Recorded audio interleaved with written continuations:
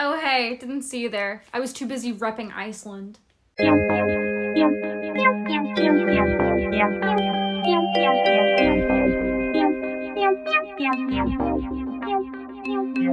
I'm so disappointed with Eurovision this year. Yes, for the obvious, keeping a certain country in the contest despite them attempting to eradicate an entire population, and then booting artists who actively speak out against the genocide. But also for the entries this year. Most of the songs this year are so bland and unlistenable that I haven't even made a top 5 list, let alone top 10.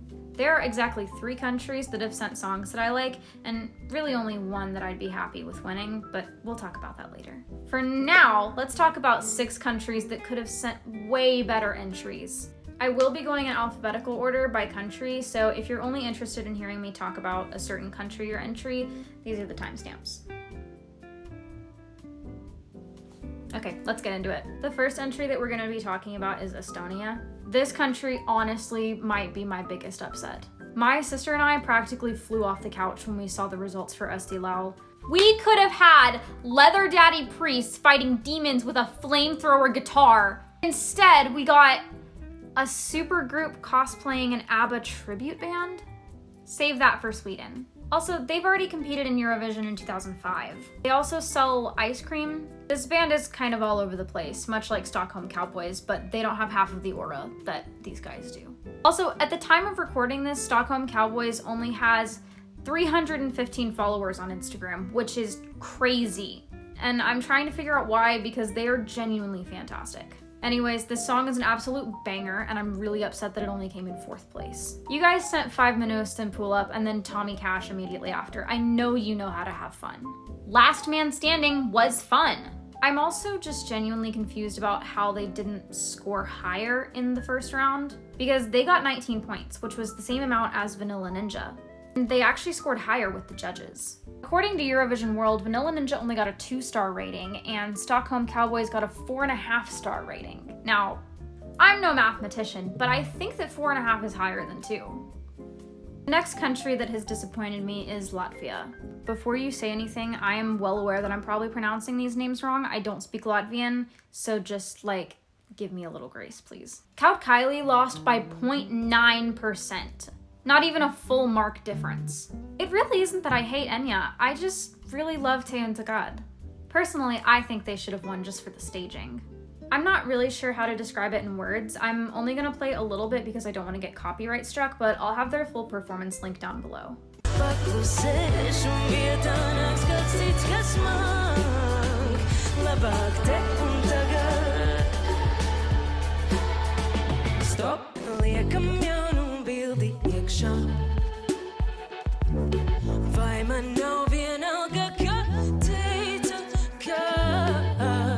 I'll see if I can find the audience view and link it below, because the camera work that they did was really cool and I want to show it from the audience perspective, so look for that down there.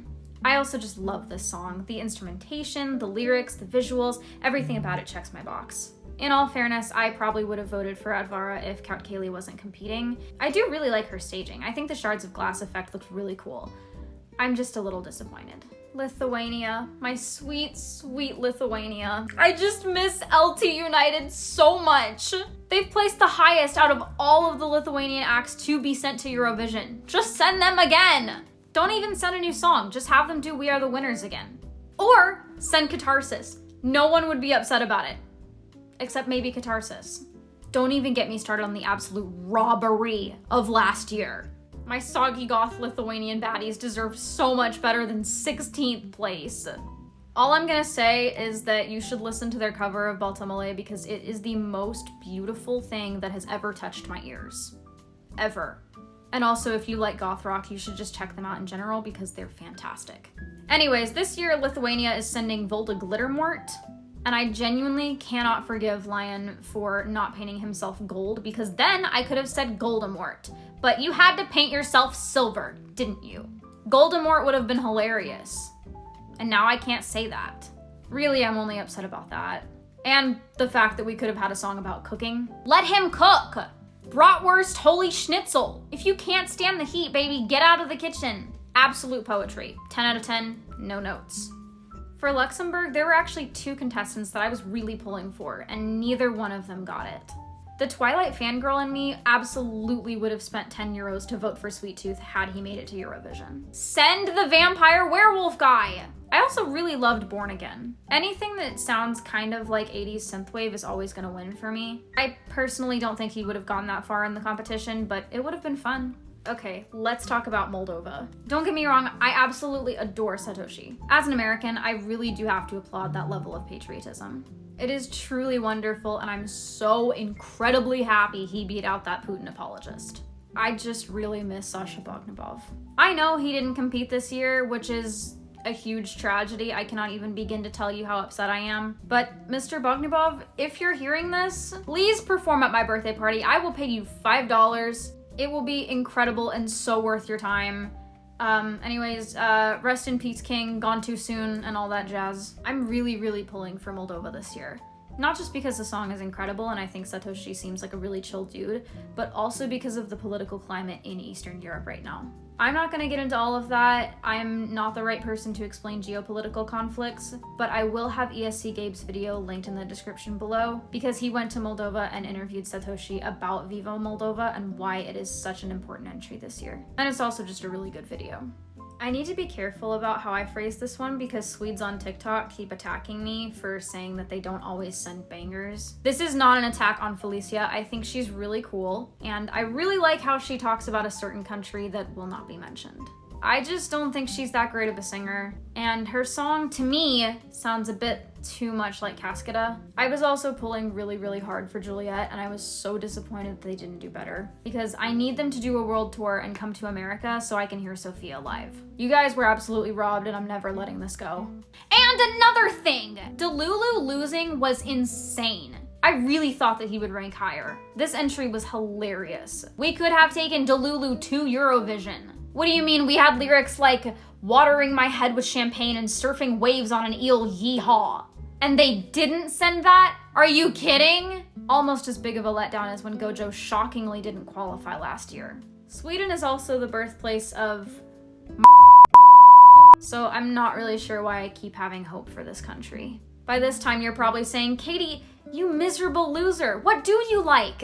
Moldova, Greece, Finland. As previously stated, Moldova is my top contender for this year. I'm actually quite hopeful based on odds from Eurovision World.